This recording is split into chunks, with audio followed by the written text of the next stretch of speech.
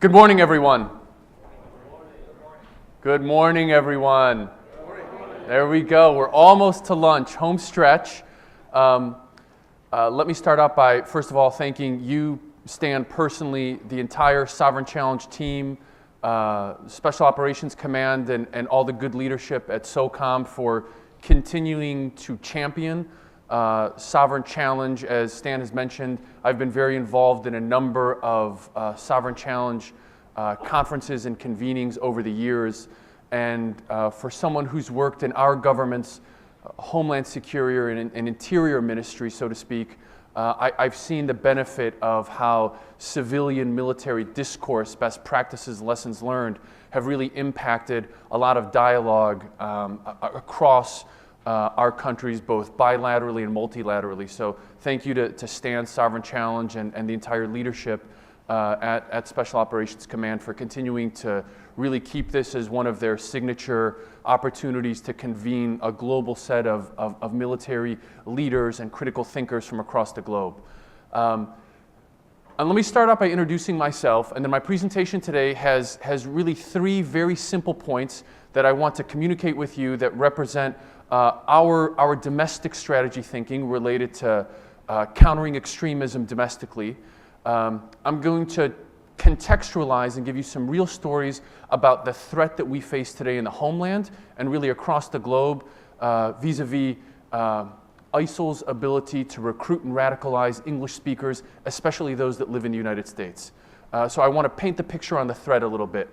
Second, I want to tell you how within our country, within our borders, we've organized ourselves. Stan alluded to a new task force, which I'm now leading domestically. We've recently put in place a new interagency model that represents a number of our different domestic security, law enforcement, and intelligence elements. And so we have a bit of a new construct. And so part of the thinking here involves the organizational structures within bureaucratic entities that we've been adjusting throughout the years as the threat of extremism has continued to evolve. And last, I want to tell you how here in the homeland, domestically in the United States, we're thinking about this issue moving forward. So I want to talk about the future a little bit. I want to talk about some of the innovation that we've seen in this space. I want to specifically highlight a few of the best practices and lessons learned, as well as in this room, really talking to practitioners and policy thinkers and strategists.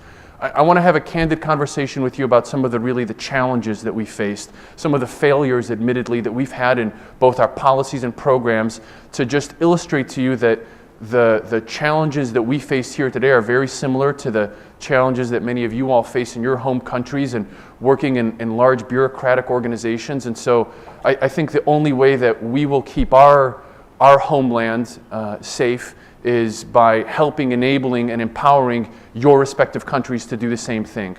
Vis-a-vis migration flows, patterns, the ability for radicalization to move quickly over the internet and so on, we believe firmly in having a candid conversation about our experience here at home and hoping that can inform the experience in your respective countries as well.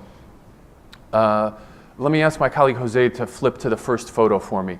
So when I'm talking about the threat here, I want to start off by talking about it here in the homeland, but I want to do so by telling you a story.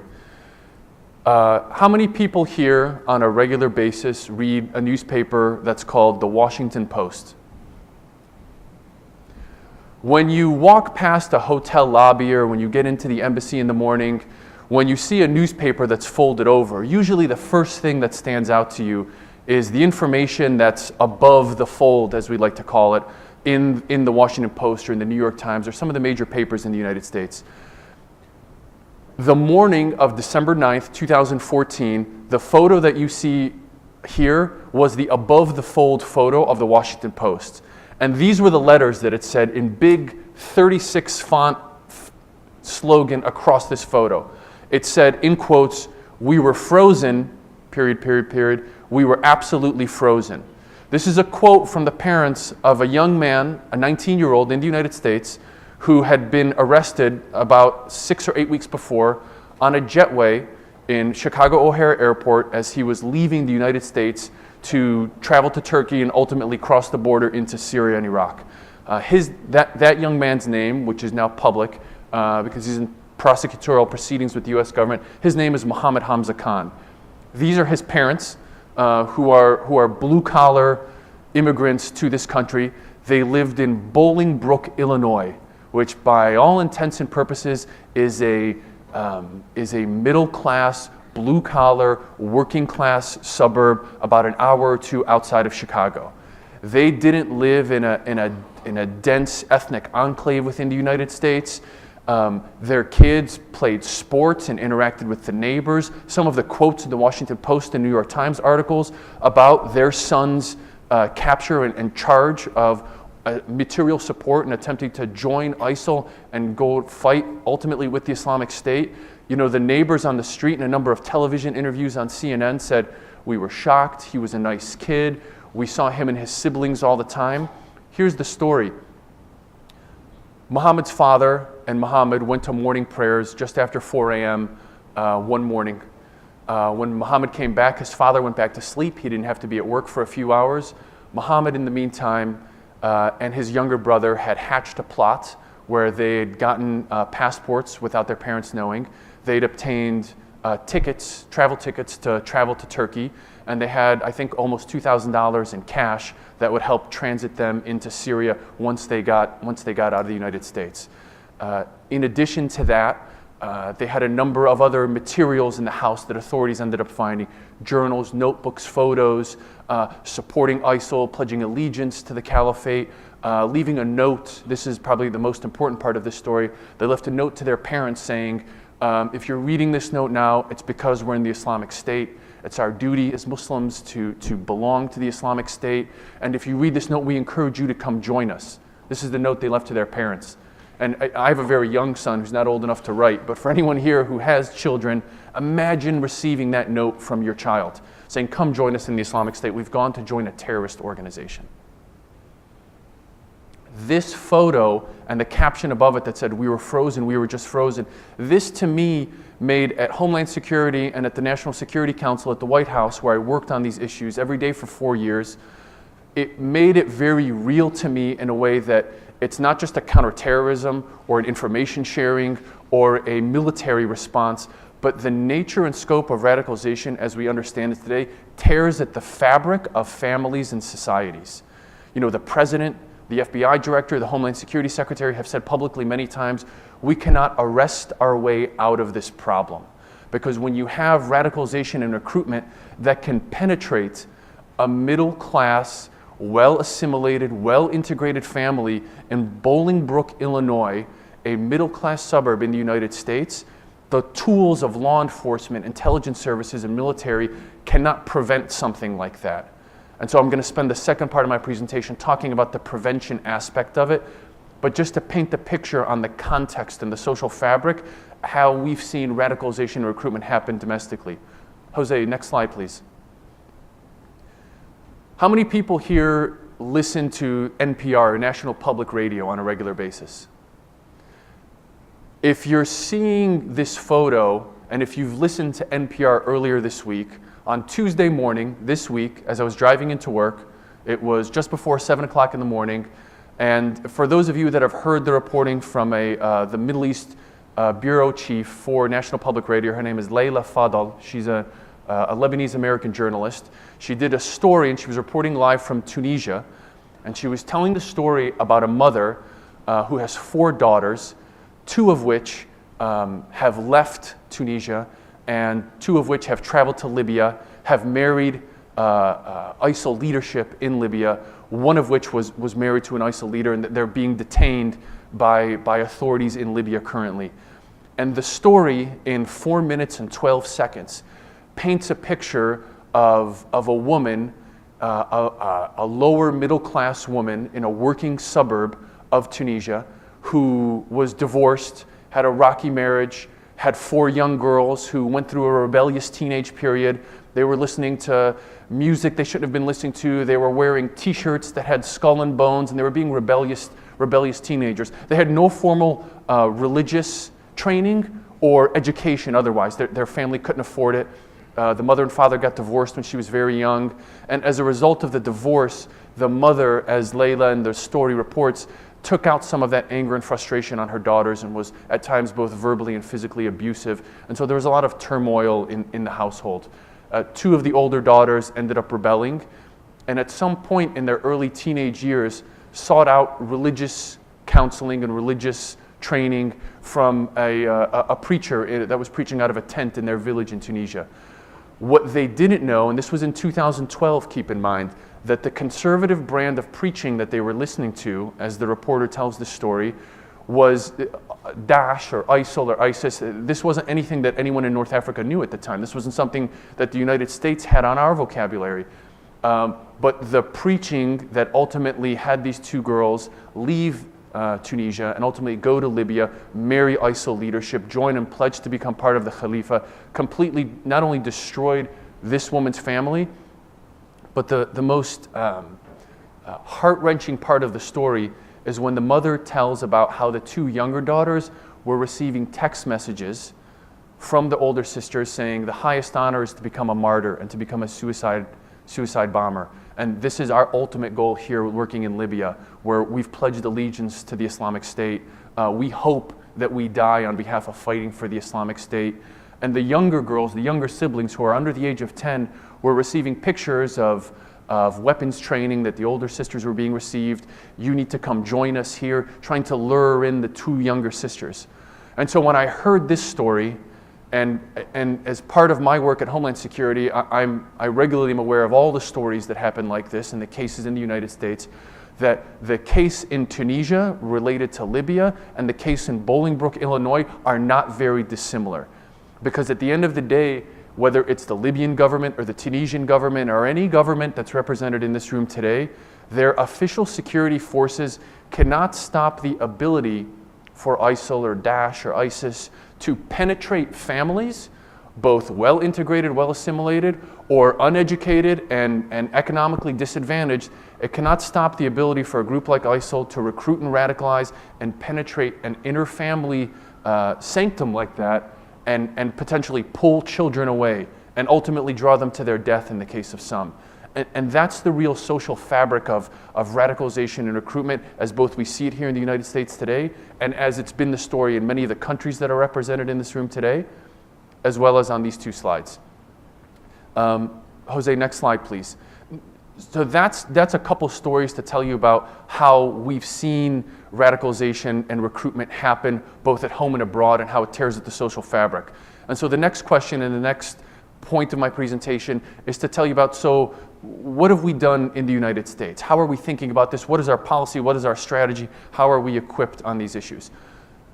Right after 9/11, I moved to Washington, D.C. in January of 2002 to start working for a nonprofit organization called the Arab American Institute. My parents are both of Lebanese and Egyptian descent. I'm the first generation male born in the United States. I was born in Cleveland, Ohio. I went to a Division II college in the middle of Ohio. I played Division II college football, defensive end and outside linebacker. I grew up traveling to and from Egypt growing up. I spoke Arabic at home. I had spent a fair bit of time growing up, going to and from the Middle East, going to and from Cairo. But I was a Buckeye. I was an Ohioan through and through, and I was proud of my identity. So after arriving in Washington just after 9/11, several months, the fact that there was some attempts of discrimination, backlash, bias-based crimes, and hate crimes against people who were either Arab or Muslim or looked like they could be Arab or Muslim, had maybe brown skin, had a funny last name. The fact that that was happening in the US, that didn't represent the America that I knew and that I grew up in. That didn't represent, the Ohio values and the American values that my parents chose to immigrate to this country for. So I chose to participate in advocacy of helping build the bridges between Arab and Muslim communities and our federal, state, local law enforcement, because where there wasn't communication, there was a lot of similarity. And I think that the two communities could come together to better understand each other and build the bridges for dialogue ultimately. That's what ultimately led to the next decade plus that I've been in the federal government, working on these policy issues that build bridges within communities.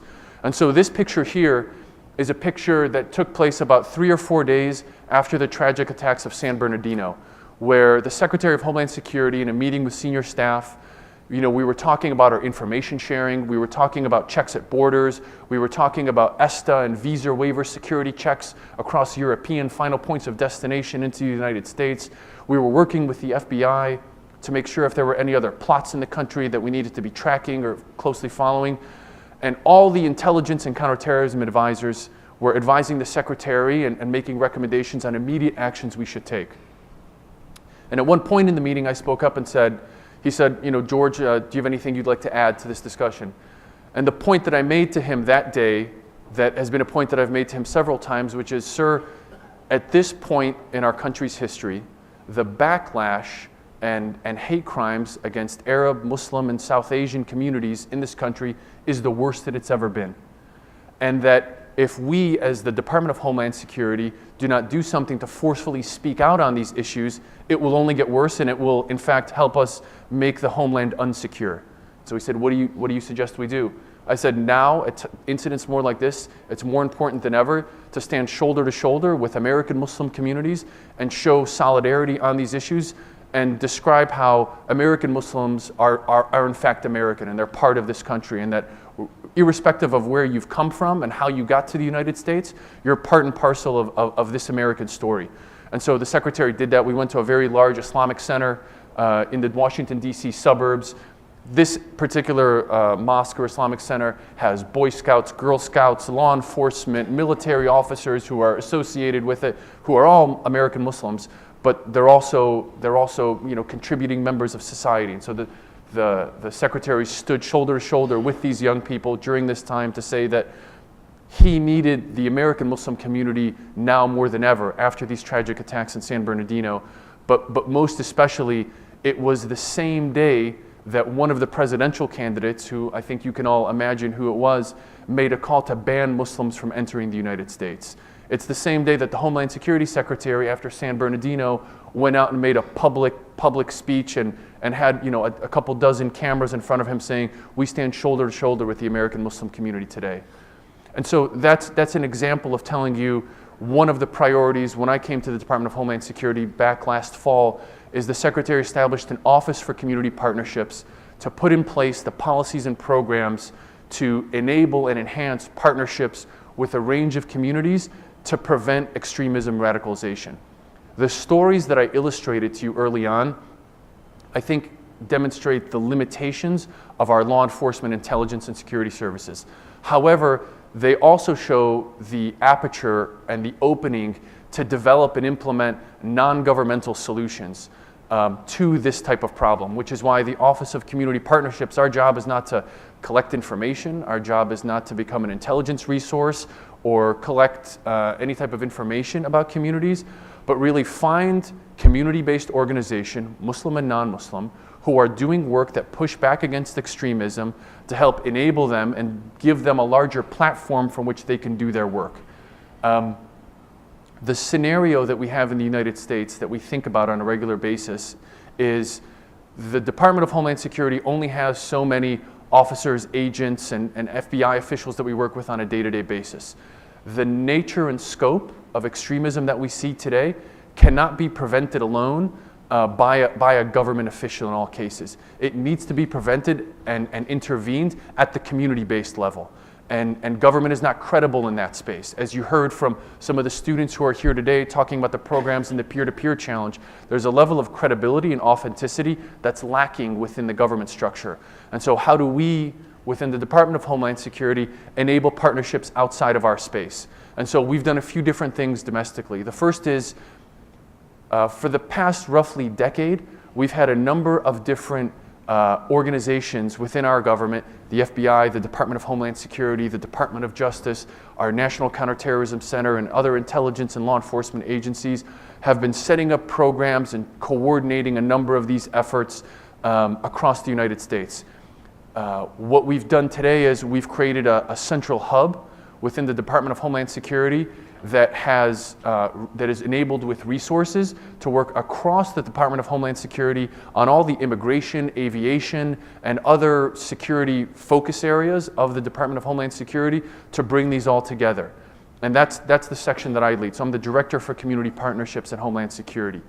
In addition to that, we recognize that our other federal agencies and counterparts are doing work in this space. They're engaging with communities, they're empowering local partners, and they're helping deliver the message that it can't be the job of the US government alone to prevent extremism. The Department of Homeland Security did some analysis of the past roughly 50 cases of either successful or attempted travel to Iraq or Syria in the past 2.5 years, of which the Mohammed Hamza Khan case was one of those. In the overwhelming majority of those roughly 50 cases, there's one statistic that stood out more so than any. In almost 60% of those cases, there was someone that we call a peer, a friend, a family, a loved one, a neighbor, a friend, a colleague, an associate, in some way, shape, or form, knew an individual was being radicalized, had intention to either commit an act of terror in the homeland or travel abroad to attempt to join and fight. Someone else knew something. The radicalization was not happening independent and of any other person. Radicalization, as we've seen today, can happen online, it can happen very quickly, but in over 60% of the cases, it happened with someone else knowing something. And so part of our methodology for the partnership approach is to help raise awareness, provide training and education, and develop the long-term partnerships so that friends, family, loved ones, associates, teachers, coaches, mental health, social service, and education providers can understand how radicalization is happening, recognize the real-time patterns and trends that we see, and know what to do when they see something. One of my colleagues, who's a professor at George Washington University, told me a story where a father contacted him from Portland, Oregon, and said to him, "I'm very concerned with some of the material my son's been seeing online. A lot of pro-ISIL, pro-Daesh material. He's been watching all these videos. He's been watching these sermons. I'm really concerned about him. What should I do?" And now you may think, the American government, you have a lot of resources, you know what to do with that. Call the FBI, call Homeland Security. It's not an easy question to respond to.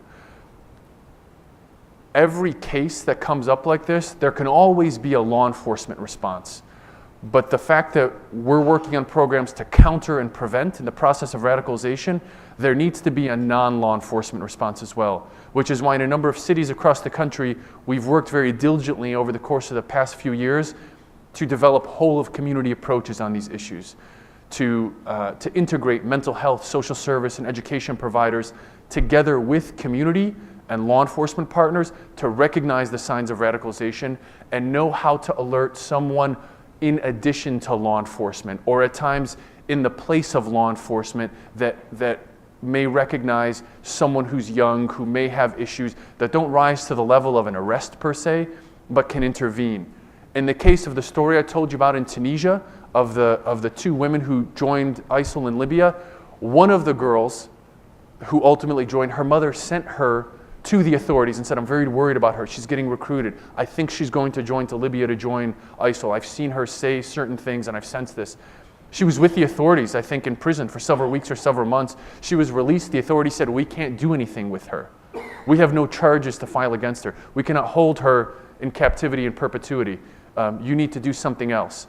And what the mother said is, "I don't have the resources one way or another to provide proper religious education or other training on this." And so in the homeland here, we're trying to provide the opportunity for parents, for loved ones, for friends to raise something other than, "I can only call the FBI or law enforcement." So two key takeaways from our organization domestically. Our efforts to coordinate this from our Interior Ministry, from the Department of Homeland Security, is not the counter-extremism, is not the counter-radicalization, is not the counter-terrorism office.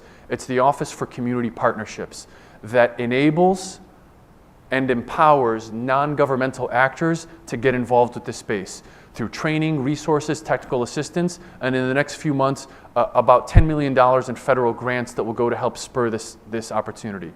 In addition to our security services work on this, we've expanded this to include all our federal partners in this space. So we've created an interagency task force that includes not just law enforcement, but also mental health, social service, the Department of Education, our Department of Health and Human Services, to make sure that non-security agencies are part of this equation as well. Now let me spend my last portion talking a little bit about some of the successes we've seen, and I think where these patterns and trends will be going in the future. In late 2014 and in the spring of 2015, you heard from Tony Scrow, his colleague Sean Farrell, and others about the peer-to-peer challenging extremism competition. Part of empowering partners and developing partnerships in this space is engaging with young people. And you heard about the peer-to-peer challenging extremism competition. This is one element where I see a high level of success, but also a great degree of scale. We started off with 25 colleges and universities. We grew to 50 colleges and universities. We're now expanding to over 100 colleges and universities across the globe. Programs that can challenge extremism, that have a large amount of scale outside of federal security services space, show tremendous promise to our government, and those are the things we'll be continuing to invest in the future. A second kind of metric or success that we want to invest a lot in the future is related to what I like to call the market impact approach. For every action our government takes, there are always reactions or other actions within advocacy, not-for-profit, and even private sector within the United States. For every initiative that our government and Homeland Security has initiated, there have been a number of NGOs, foundations, philanthropic entities, and other private sector companies who have said, oh, when the president held a White House summit on countering extremism, I never thought about that before, but we work with at-risk youth. We may be able to contribute to this. When the UN Secretary General came out with a countering extremism strategy, there may be something that my company or my advocacy organization can do.